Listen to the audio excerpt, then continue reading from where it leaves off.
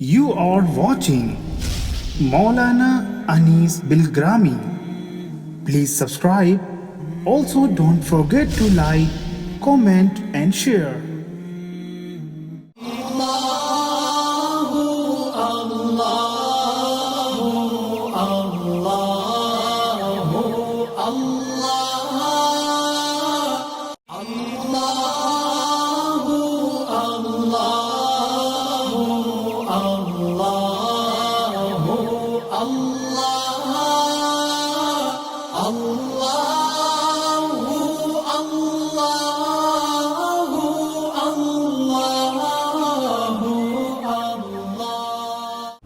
بسم الله الرحمن الرحيم.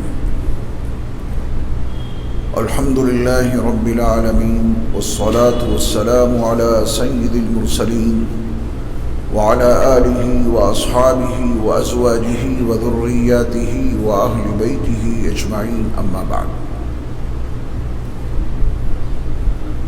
انسان کی جو اخلاقی بیماریاں ہیں ان میں سے حسد نہایت تباہ کن، ہلاکت خیز اور برباد کرنے والی بیماری ہے۔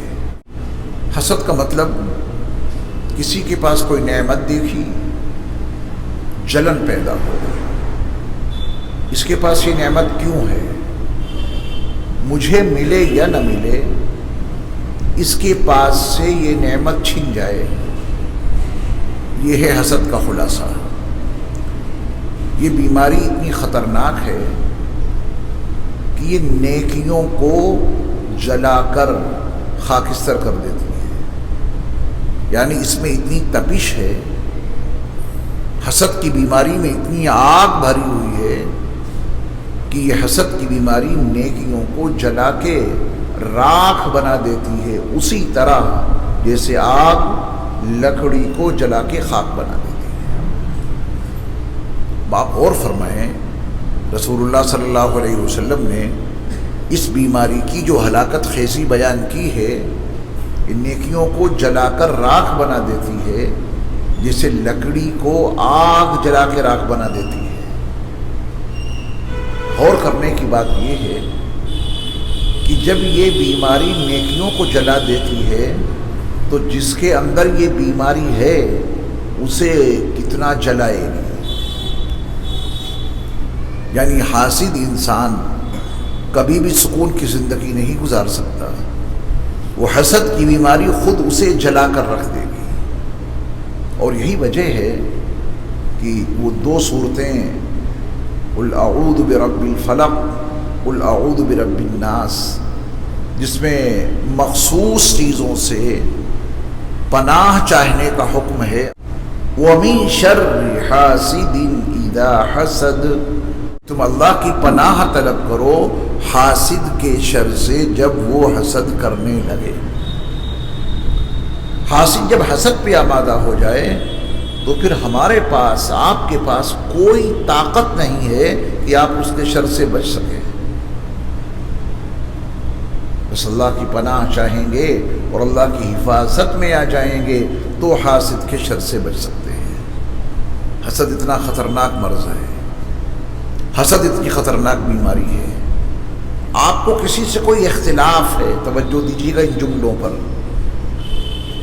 کوئی حرج نہیں، اختلاف ہو سکتا ہے، اختلاف ہے اس کا حل نکالا جا سکتا ہے اور نکل آتا ہے۔ لوگوں کو ایک دوسرے سے اختلاف ہو جاتا ہے، اختلاف ہے تو اس کا حل نکل آتا ہے اور اختلاف ختم ہو جاتا ہے۔ لیکن حسد، بغض، عناد، اس کا کیا حل ہے؟ اس کا کوئی حل نہیں ہے۔ آپ کسی بھی طریقے سے حاسد کے حسد کو کیسے ختم کر سکتے ہیں؟ بغض جس کے دل میں موجود ہے، آپ اس کا بغض کیسے نکال سکتے ہیں؟ جس کے دل میں کینہ موجود ہے، آپ اس کے کینے کو کیسے ختم کر سکتے ہیں؟ ایک راستہ ہے، اللہ کی پناہ طلب کرو، اللہ کی حفاظت میں آ گئے تو پھر حاسد کے حسد کے شر سے حفاظت ہو جائے گی۔ اللہ کی پناہ میں آ گئے تو بغض کرنے والے کا جو بغض ہے، اس کا جو شر ہے، اس سے آپ بچ جائیں گے۔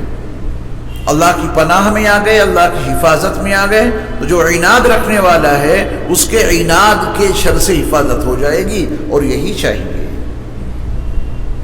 اللہ تعالی ہم سب کی حفاظت فرمائے، اپنے آپ کو ان بیماریوں سے بچا کر رکھنے کی کوشش کریں۔ اختلاف کرنا تو فطری چیز ہے، اختلاف بری چیز نہیں ہے۔ آپ اختلاف رکھتے ہیں کسی سے، اپنی بات اس کے سامنے رکھیے، یا تو وہ آپ کو سمجھا دے گا یا آپ اسے سمجھا دیں گے، دو ہی شکلیں بنیں گی۔ آپ اسے سمجھانے میں کامیاب ہو گئے تو اس کی اصلاح ہو جائے گی، اور وہ آپ کو سمجھانے میں کامیاب ہو گیا تو آپ کی اصلاح ہو جائے گی۔ لیکن حسد، بغض، عناد اور کینہ، جس کے اندر یہ بیماریاں ہیں، اسے کون سمجھا سکتا ہے؟ اپنے آپ کو ان ہلاکت خیز بیماریوں سے بچائیے۔ فرض کیجئے کہ کسی کے بارے میں حسد ہو جائے ہمیں، ہم اور آپ اپنے آپ کو زیادہ بہتر جانتے ہیں، دوسرا ہمیں اور آپ کو اتنا نہیں سمجھ سکتا جتنا ہم اور آپ خود اپنے آپ کو جانتے ہیں۔ اگر ہم میں سے کسی کے سر میں درد ہو جائے تو وہ ہمیں محسوس ہوگا یا دوسرے کو؟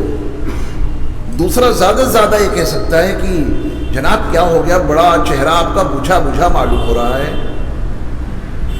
آپ بڑے سست نظر آ رہے ہیں۔ وہ اتنا تو محسوس کر سکتا ہے، لیکن سر میں درد کتنا ہے وہ تو آپ ہی محسوس کر سکتے ہیں۔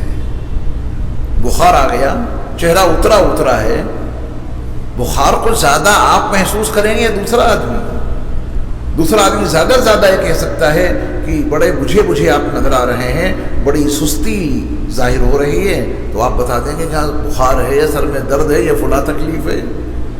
تو جس طرح جسمانی بیماریاں ہم اور آپ اپنے بارے میں زیادہ محسوس کر لیتے ہیں، ایسے ہی جو ہماری روحانی بیماریاں ہیں ان کو ہم اور آپ ہی ذاتی طور پہ محسوس کر سکتے ہیں۔ سامنے والے کو کیا معلوم کہ اندر کتنا بغض بھرا ہوا ہے، سامنے والے کو کیا معلوم کہ اندر کتنا حسد بھرا ہوا ہے، کون حسد کی آگ میں کتنا بھونا جا رہا ہے، جلا جا رہا ہے، وہ ہمیں اور آپ کو تو معلوم نہیں۔ کس کے دل میں کتنا کینہ ہے اور کس کے سینے میں کتنا عناد بھرا پڑا ہے، دوسرا نہیں سمجھ سکتا۔ ہاں، وہ بندہ خود سمجھ سکتا ہے کہ میں کسی کے پاس کوئی نعمت دیکھتا ہوں، جلن کیوں ہونے لگتی ہے۔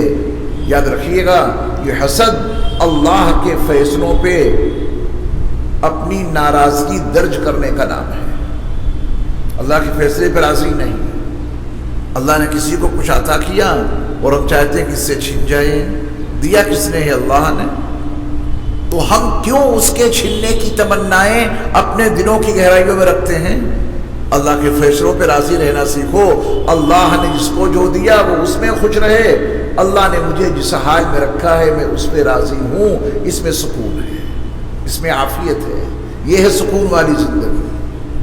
حاسد انسان کو کبھی سکون نصیب نہیں ہو سکتا، وہ ہر وقت حسد کی آگ میں جلتا رہے گا۔ اس کے پاس وہ چیز ہے تو کیوں ہے، اس کے پاس وہ نعمت ہے تو کیوں ہے؟ اس لیے ہمیں اور آپ کو چاہیے کہ اپنے سینوں کو حسد کی بیماری سے پاک رکھیں، اپنے سینوں کو کینوں سے پاک رکھیں، اپنے دلوں کو عناد سے اور بغض سے پاک رکھیں۔ اللہ کے ہر بندے سے محبت رکھنا سیکھیں، دوسروں کے کام آنا سیکھیں، اللہ کے فیصلوں پہ راضی رہنا سیکھیں۔ کسی کے پاس جو کچھ ہے دعا کریں اللہ تعالیٰ اس کے پاس باقی رکھے۔ آپ کو چاہیے اس سے مانگیے جس نے اسے عطا کیا ہے، جلنے کی کیا بات ہے؟ اس کے پاس وہ نعمت چھن جائے، اللہ کے فیصلے پہ اعتراض کرنے کی کیا ضرورت ہے؟ تمہیں چاہیے اپنے اللہ سے مانگو، وہ مناسب سمجھیں گے تو عطا کر دیں گے، مناسب نہیں سمجھیں گے تو نہیں دیں گے۔ ہم اور آپ اپنے چھوٹے بچوں کو ہر وہ چیز نہیں دے دیتے جو وہ مانگتے ہیں۔ ہم اور آپ اپنے بچوں کے حالات پہ کڑی نگاہ رکھتے ہیں، ان کے لیے کون سی چیز مفید ہے اور کون سی چیز غیر مفید اور نقصان دہ ہے۔ اگر باپ کو یہ معلوم ہو جائے کہ میرے بیٹے کے لیے فلاں چیز نقصان دہ ہے اور وہ بچہ اس کا وہی چیز مانگ رہا ہے تو باپ اس کو نہیں دلائے گا۔ یہ نہ دینا اس پر ظلم ہے یا شفقت؟ یہ اس کو نہ دلانا وہ چیز، یہ اس کے ساتھ میں نا انصافی ہے یا محبت؟ یہ ظلم نہیں ہے، یہ نا انصافی نہیں ہے، بلکہ محبت اور شفقت ہے، کیونکہ وہ چیز اس کو دینا اس کے لیے نقصان دہ ہے۔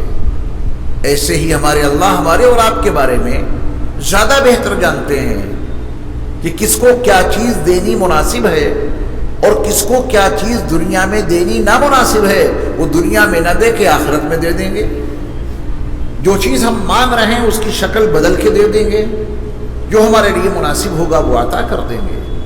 تو رضا بر قضا، اللہ کے فیصلوں پہ راضی رہ کر زندگی گزارنا سیکھیں، اس میں سکون ہے اور عافیت ہے، اور اس میں انسان کے لیے بڑا اطمینان ہے۔ اللہ ہم سب کو تمام روحانی بیماریوں سے پاک اور صاف رکھے۔